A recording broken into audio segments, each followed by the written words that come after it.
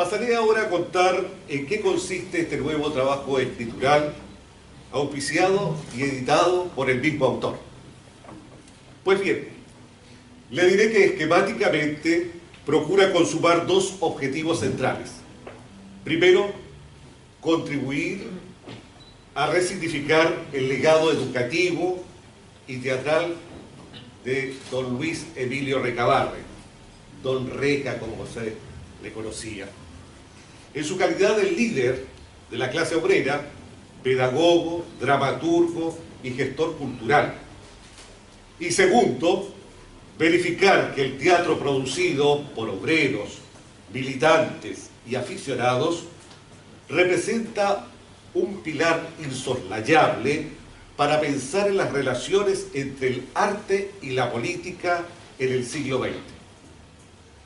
De manera que para cumplir con los propósitos trazados, hemos hecho una exploración del conocimiento historiográfico acumulado sobre su propuesta estética y accionar, en fuentes esenciales y en investigaciones de antiguos cientistas sociales que han abordado la temática. Los alegatos y criterios de los especialistas fueron sometidos a una revisión crítica en concordancia con las evidencias exploradas en los testimonios de la época, todos los cuales pretenden dar luz a esta materia.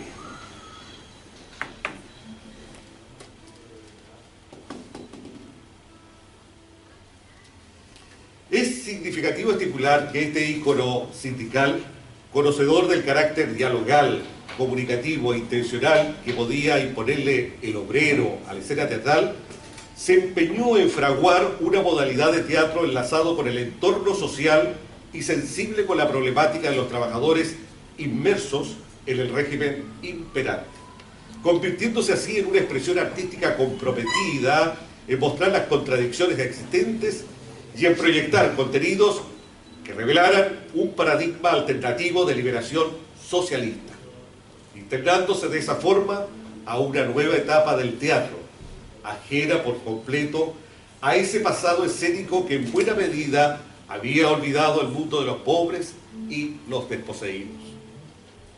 Desde una mirada contemporánea, hemos puesto el esfuerzo para determinar algunas claves valóricas y técnicas que nos permitan acercarnos a comprender el significado y alcance de su discurso crítico y a interpretar su relato dramático, estética y poética que da cuenta de una experiencia escénica obrera en el norte chileno, desarrollada en los inicios del siglo anterior. Reflexión que consideramos ineludible y acertada en vista de que desde hace mucho tiempo las letras oficiales han situado a este prototipo artístico al margen de la memoria histórica y ausente de la historia literaria y expresiva del país. Esto supone un modo de ocultar al conjunto de patrones culturales y manifestaciones artísticas y literarias creadas o consumidas por las clases populares, en contraposición con una cultura académica alta u oficial. El escamoteo que se hace del teatro popular se ha ratificado en la actitud desdeñosa de la historiografía clásica, la que concluye que el teatro nacional se inició con la creación de las escuelas universitarias, modelos de arte escénico, serio, académico y profesional. Para sortear el ninguneo y la simplificación humillante en el tratamiento académico que relega a este teatro genuino en un instrumento didáctico o en un mero canal de propaganda sin mayores valores estéticos, sostenemos que es preciso explorar con suficiente profundidad la valía que tuvo el arte hecho por los obreros para el público masivo entre las décadas de 1910 y 1930, en un ambiente donde eran exiguas las alternativas para disfrutar de esta manifestación artística, dado que las élites hegemonizaban un modo de hacer arte y política, instrumentalizando de esta manera el arte y la cultura de acuerdo con sus propios fines. Por consiguiente, Procuramos en este texto visibilizar la figura epónima de Recabarren, uno de los más trascendentales representantes del arte popular que logró imponerse en la escena obrera salitrera, como resultado de un discurso, de un trabajo y de una acción política coherente con la lucha social del asalariado. Ahora bien, la aseveración tentativa que bosquejamos es la existencia de un corpus teatral de carácter social, político y proletario, desplegado a través del discurso, el trabajo dramatúrgico y en la representación de sencillas y pedagógicas piezas escénicas que se han convertido en la memoria ficcional del surgimiento del movimiento obrero organizado, dentro del período de auge y crisis de la industria salitrera en el norte grande de Chile. Este relato va de la mano con el análisis que hacemos también de dicha obrera, una de sus principales obras que nos dejó Recabarren, en atención a lo cual damos cuenta del interés que tenía este líder sindicalista en centrar sus esfuerzos en la construcción de personajes reales y populares, para exponer desde la escritura y el escenario su pensamiento político y juicios sobre las infortunadas vidas de los trabajadores dentro de un modelo capitalista de sociedad. Completamos el examen con una síntesis sobre la puesta en escena del drama aludido, la cual se llevó a cabo con la Academia de Teatro Adulto Mayor de la Universidad Arturo Prat el año 2013. En ese capítulo se hace una constatación de la vigencia del estilo mencionado y se completa con un compendio de esa experiencia particular. Adelantamos que esta exposición que hacemos en el libro deja abierta suficientes probabilidades para seguir explorando en materias específicas, tales como la asociación de este formato con otras tendencias radicales de la época, el teatro anarquista. Del mismo modo quedan accesibles líneas para deliberar en torno a las nociones de comunidad, de pueblo, de participación social y de estrategias de activismo artístico emergente durante el siglo XX. Asimismo, cabe la oportunidad de profundizar las continuidades de estas prácticas en los lapsos posteriores para ilustrar el llamado teatro comprometido de los años 70 o en las actuales tendencias que se practican en las poblaciones, cárceles y otros escenarios sociales, incluso sin proponernos a breve en algunas de las tácticas políticas, metodológicas de trabajo y estéticas escénicas populares. Por cierto, no podemos soslayar que uno de los inconvenientes para hacer este tipo de trabajo es la escasa memoria y sistematización que existe del teatro popular como político. Entendiendo que ambas entidades constituyen singularidades de la experiencia del teatro obrero, las que reconocen su existencia a partir de una matriz elaborada por la praxis, el conocimiento holístico de la realidad social e impronta que dieron sus propios artífices. A continuación, permítanme hacer un breve repaso sobre Recabarren y el teatro social obrero, de quienes creo las nuevas generaciones saben muy poco o nada. Está claro que algunos tienen referencia sobre el papel que jugó Recabarren como dirigente sindical y político. Otros saben que fue fundador de la Federación Obrera de Chile y del Partido Comunista de Chile. Pero ¿cuánto se conoce de su aporte cultural, educativo y artístico? La verdad que sobre ese aspecto es escaso el conocimiento, salvo los estudios de nuestro querido iquiqueño doctor Pedro Bravo Elizondo y de otros académicos que lo han abordado en investigaciones. Podemos colegir que hay un desconocimiento de la importante obra que nos heredó en el plano del arte teatral y la cultura obrera. Para no ser lato, en este acto solamente haré algunas reseñas, pues creo que los interesados podrán profundizar en el escrito que hoy doy a conocer. Existen sobradas pruebas para confirmar que el líder, con meridiana claridad, entendía que la doctrina socialista no trataba exclusivamente de acabar con la propiedad privada de los medios de producción, sino también de modelar un tipo distinto de ciudadano en un mundo diametralmente opuesto al capitalista. Por otra parte, estaba convencido que los cambios estructurales no traen consigo de manera automática una transformación ideológica. Por esto comprendía que el acento debía ponerlo en la educación y en la cultura. En el socialismo, ¿qué es y cómo se realizará? Plantea lo siguiente, abro comillas: una sola circunstancia, entre otras, dará paso triunfal al socialismo y al pueblo: la instrucción y la cultura. Por eso el Partido Socialista reparte instrucción, ilustración y cultura por medio de su prensa propia, de conferencias, de teatro socialista, con obritas educativas. Cierra comillas. Admitía que a través de estos medios podría irradiar hacia la masa algunos aspectos morales esenciales: igualdad, amor, respeto mutuo, como una forma de desterrar los males sociales que acechaban a los trabajadores. Conste que estos criterios no son azarosos, pues como dirigente sindical y político se comprometió desde un comienzo a luchar contra las viejas costumbres y hábitos instalados en las organizaciones obreras embrionarias.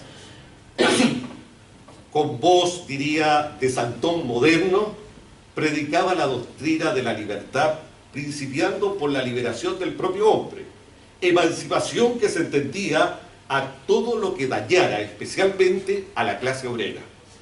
Proponía que para hacer desaparecer la ruindad moral que vivía la población era indispensable realizar todos los esfuerzos con la intención de disminuir y suprimir las causas que provocaban esa miseria. Los testimonios históricos nos comprueban que Recabarren jugó un rol gravitante en el proceso de alfabetización, concientización y dominio del habla en la clase trabajadora, hasta convertirse en un verdadero maestro y guía, en tanto comprendía que el acceso a la educación era un sendero privilegiado que le permitiría al asalariado descifrar y resolver la situación de opresión que lo asfixiaba. Dicho de otra manera, suponía que la enseñanza era el medio que podría conducir a los trabajadores a la toma de conciencia de su realidad y, como coronario, conseguiría transmutar el orden existente por un nuevo orden socialista. De las declaraciones antepuestas se desglosa la máxima de la matriz socialista.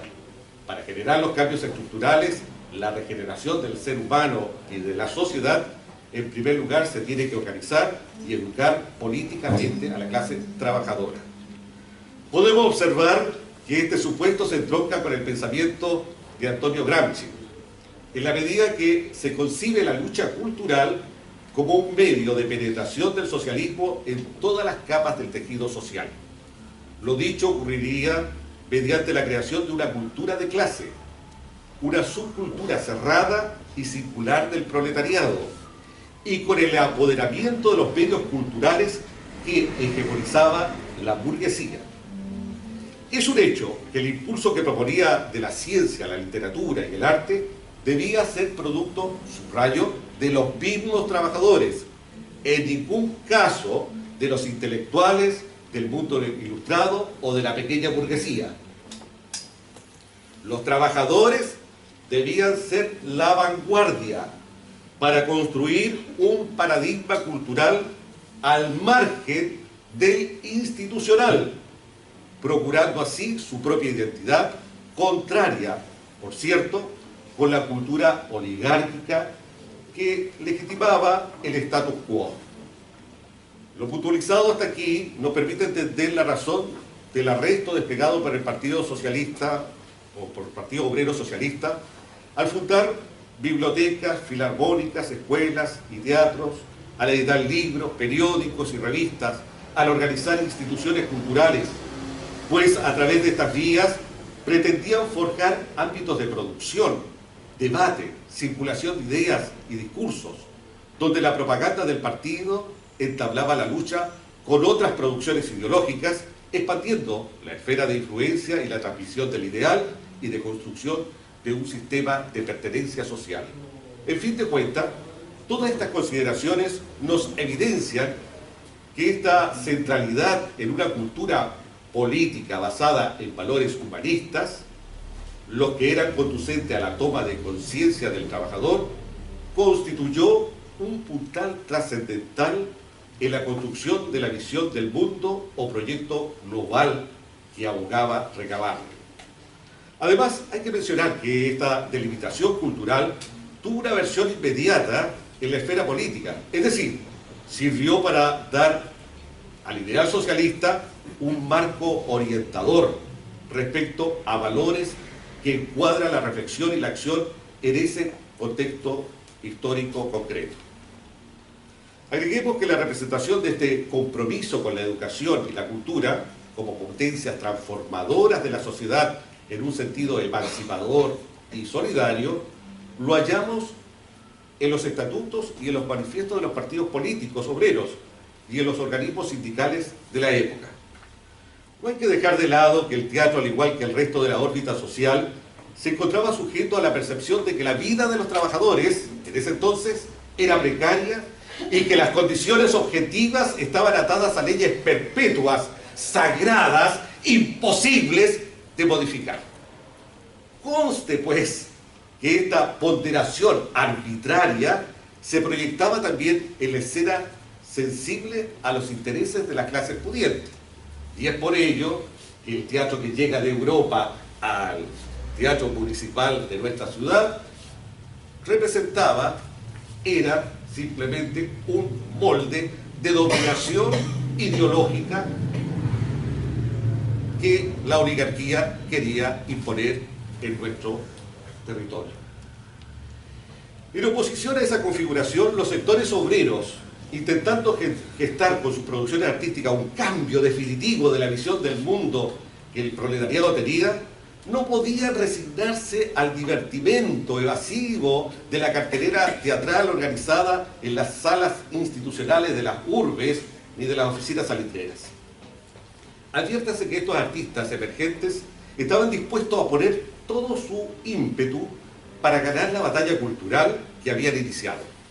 Dadas así las cosas, la imaginación era, nos atrevemos a decir que hasta el día de hoy también sigue siendo, un terreno que estaba en disputa entre los diferentes referentes sociales y políticos.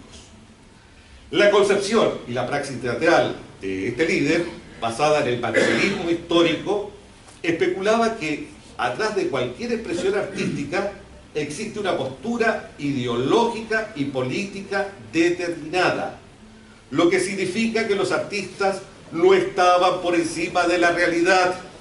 Por el contrario, consciente o inconscientemente eran moldeados por las tendencias generales de ella. Lo que nos lleva a decir que se hallaban sometidos por la influencia de una u otra clase, aunque esto no se diera de manera directa y mecánica.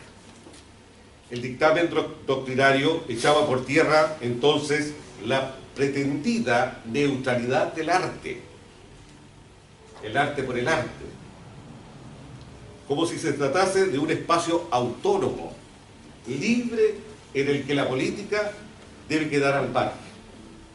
Bueno, creo que esa concepción en nuestros días ya ha sido superada, aunque todavía quedan resabios en algunos artistas que piensan que están al margen de toda la problemática que ocurre en la sociedad. Salta a la vista entonces que el teatro, para este sindicalista, en su condición de vía de propagación de la ideología socialista y acción comunicativa entre los trabajadores, sirvió de puente para que transitaran razonamientos deliberados, pese a que aquello, bajo la mirada actual, sea interpretado como una limitación estética incita, claramente ideologizada. Lo fundamental era que la literatura dramática y el espectáculo influyeran en la mente de los receptores. Eso es lo que le interesaba a Recabarren, más allá de las apreciaciones estéticas y más allá de el prejuicio que existía y existe, ¿no es cierto?, de pensar que ese tipo de teatro es un teatro ideologizado, es un teatro que no tiene calidad artística, es un teatro panfletario, menoscabando el trabajo justamente de los trabajadores. Por otro lado, Recabarren consideraba que toda organización política que se valorara como tal debía aspirar constantemente a convertirse en un referente en el conjunto de la vida social. De allí que ningún ámbito de la vida le podía resultar ajena. De lo que se desprende que el arte era un campo de pugna, de despliegue de los valores que se suponen ineludibles para el avance de los fines con su conglomerado político. Admitamos que esto fue lo que motivó a crear agrupaciones artísticas que estuvieran directamente comprometidas con las luchas políticas y cuyos miembros fuesen mayormente militantes y simpatizantes. Por lo expuesto hasta aquí, se deduce que el valor que el mentor obrero le otorgó al arte no estaba relacionado con el qué se hacía, sino para qué se hacía. Desde esa consideración, el para qué, en el trabajo escénico, configuró su práctica teatral, en la que no se buscaban ya los efectos de identificación y de naturalización que inducía el teatro burgués. ¿Acaso se insistía en la necesidad de forjar un conocimiento más profundo de la realidad? No era solamente mostrar la realidad, sino mostrar cuáles eran las causas que originaban esa realidad. Después, Bertolt Brecht, en el teatro épico contemporáneo en Alemania, nos va a decir: no hay que mostrarle al pobre su pobreza, que la conoce mejor que nosotros, sino mostrar cuáles son las causas de su pobreza. Es decir, profundizar sobre su realidad y no quedarnos en una imagen nada más de la realidad. El teatro costumbrista, el teatro naturalista de fines del siglo XIX, el teatro realista también de los comienzos del siglo pasado. Cabe aludir que este líder obrero se convirtió en dramaturgo, no por profesión, sino por vocación y necesidad, debido a que por esos días las pocas obras eran de corte anarquista, basadas en textos españoles, muy difícil de interpretar porque tenían muchos personajes y estaban escritos con un marcado acento español. En vista de ello, Recabarren se comprometió con un grupo de teatro a oficiar de literato. Como suele acuñarse, se volvió un escritor de tendencia, orientando su trabajo hacia aquello que le era útil a la clase social que defendía. Juan de la Cruz hace una breve reseña en una crónica. Dice Recabarren: yo no sé nada de teatro, dijo Recabarren, pero viéndolos a ustedes he aprendido algo. Haré lo mejor que pueda. Bueno, a partir de allí salió Redimida y Desdicha Obrera, dos obras emblemáticas de Luis Emilio Recabarren. Esas obritas no eran para artistas consagrados, pero muy buenas para los aficionados incipientes, nos dice de la Cruz Leighton. Después aparecieron jóvenes que escribieron diálogos, sketches y dramas cortos y muy buenos. Me es grato, dice Cruz Leighton, me es grato recordar a Rufino Rosa, a Luis Alberto Cereceda, a Ismael Jarapinto y Osvaldo Guerra. Los versos y los trozos en prosa se publicaban en El Despertar de los Trabajadores para que los niños, los jóvenes y los obreros los aprendieran de memoria. Lo importante era hacer muchos actos culturales. Después de cada presentación artística aparecía el orador, quien daba la orientación señalada por Recabarren en sus folletos. Bueno, como hemos registrado, toda acción y actividad estaba ligada a una estrategia política mayor. Entonces el teatro, la prensa, iban de la mano. Justamente Elías Laferte, en su libro Vida de un comunista, vierte lo siguiente: instalamos, comillas, instalamos la imprenta, el salón de actos, las oficinas del diario y las del partido, aparte de casa habitación para Recabarren, Aguirre Bretón y yo. Para montar el taller y la sala de actos, con un pequeño escenario, trabajamos todos, auxiliados por voluntarios y carpinteros del partido. Recabarren no era de esos capitanes arañas que tanto abundan, y fue el primero en sacarse la chaqueta y comenzar a clavar tablas y acomodar calaminas viejas para dar al escenario su forma y proteger la imprenta de la intemperie. La azotea era bien aprovechada para hablar desde allá al pueblo, y el salón de actos jamás estaba vacío. Después le dimos mucha vida y actividad, y semanalmente habían actos culturales y representaciones teatrales. Ahora con obras muy diferentes, por cierto, de Flor de Untilla. Y conferencias. Los conferencistas más notables eran Luis Emilio Recabarren y Víctor Domingo Silva, que había llegado a Iquique precedido de su fama de poeta notable para realizar una gira por La Pampa. Cierra comillas. Debiéramos considerar que Recabarren y Laferte tuvieron entonces que transfigurarse en teatristas por necesidad. Comprobamos que algo semejante ocurrió con sus seguidores, quienes adoptaron los roles de actores y actrices al descubrir en la práctica que las capacidades expresivas estaban en ellos mismos y que solamente bastaba entrenarlas para conseguir un desarrollo correcto. Esta preparación no pretendía transformar al trabajador en artista ni profesional de la escena, sino potenciarlo para que pudiese comunicar sus temas desde lo más cotidiano hasta los sentimientos e ideas más profundas. Al final de este recuento son muchas las conclusiones a las que podemos llegar. Sin embargo, para ser sucinto, diré que una de las piedras basales del teatro obrero fue instrumentalizar este arte como medio educativo que facilitara la alfabetización de muchos ignaros. La temática de la educación, de la estrategia de transmisión y de los espacios destinados a ese objetivo representan algunos de sus aportes que presumimos podrían replicarse en los contextos actuales, sustancialmente en los sectores de alto riesgo social de nuestra comunidad y también a nivel sindical, espacio, por cierto, carente de un programa de gestión, el que permitía el desarrollo holístico de sus miembros. El otro día conversábamos con mi amigo Julio Cámara justamente y recordábamos lo que en los años 70 la Central Única de Trabajadores hacía justamente en el país. Tenía todo un trabajo cultural en forma orgánica, permanente y ligada justamente con las agrupaciones artísticas de la comuna. Y eso, lamentablemente, se perdió. Por otro lado, a pesar de que se ha conseguido relativizar este estilo de teatro político, relacionándolo, vuelvo a repetir, con un teatro de contingencia y panfletario, no se puede desconocer que aquella instalación permitió dar voz a los callados.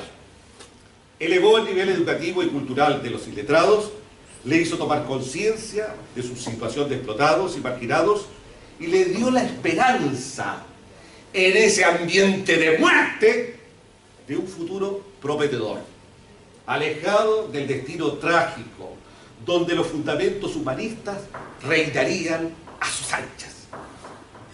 En el mismo tenor, Pedro Bravo Elizondo insiste que este teatro se levantó como una suerte de parapeto, de defensa y rebeldía contra la dominación de la cultura burguesa, fruto de un discurso agrupador en lo social y en lo político.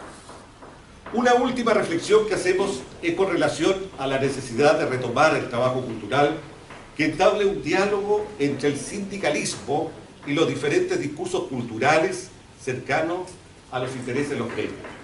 En esa línea consideramos que las entidades sindicales están llamadas a desempeñar una función proactiva dentro del proceso de formación educativa de sus miembros, con la finalidad de ir generando un lenguaje y un discurso idóneo para reflejar la presencia y el movimiento de un sujeto social, colectivo, que es portador de los valores de igualdad y solidaridad en el marco de un proyecto político futuro que los represente.